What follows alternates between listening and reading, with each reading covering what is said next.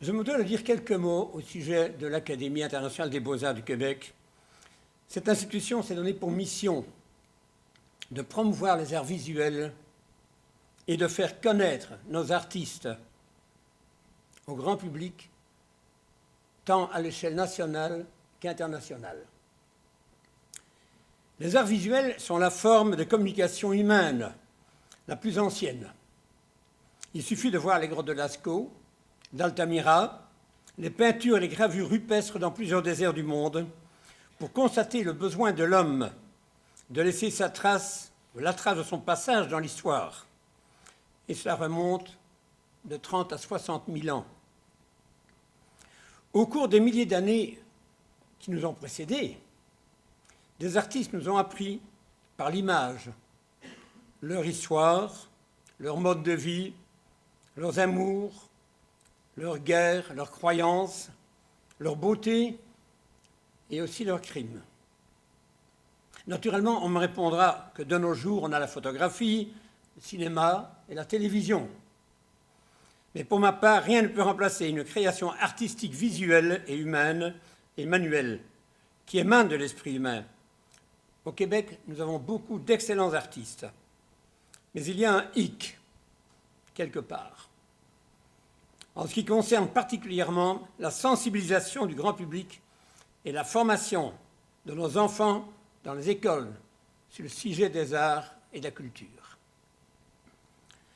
À la demande de plusieurs artistes et collectionneurs, nous avons décidé, mon épouse et moi-même, de donner suite à notre engagement d'il y a longtemps en créant l'Académie internationale des beaux-arts du Québec, afin de sensibiliser le grand public aux arts visuels, naturellement.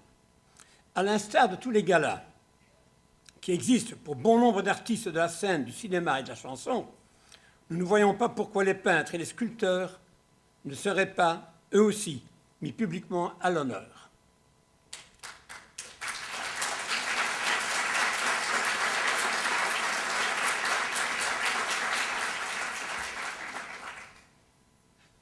Il m'est souvent demandé à quoi pouvait bien servir un artiste en art visuel.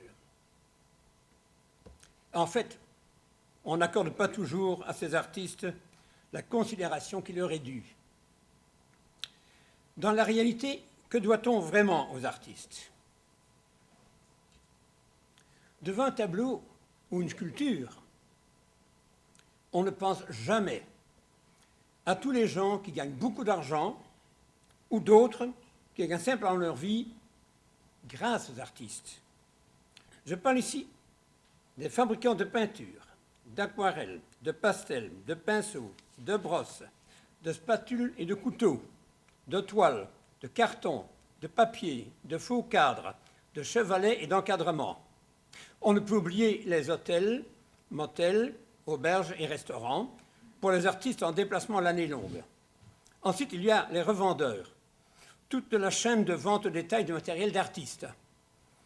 Ajoutons maintenant les maisons d'édition, les imprimeries, les librairies, les photographes, les organisateurs de symposiums et naturellement les musées, les galeries d'art, les salles de vente aux enchères, les courtiers, les agents d'artistes et je ne peux décemment oublier les écrivains et experts en art, les gens comme moi.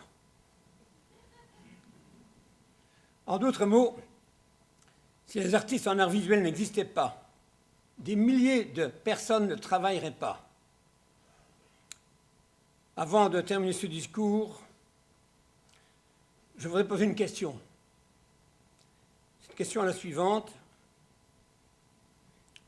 Nos gouvernements sont-ils vraiment conscients de l'apport économique des artistes en art visuel?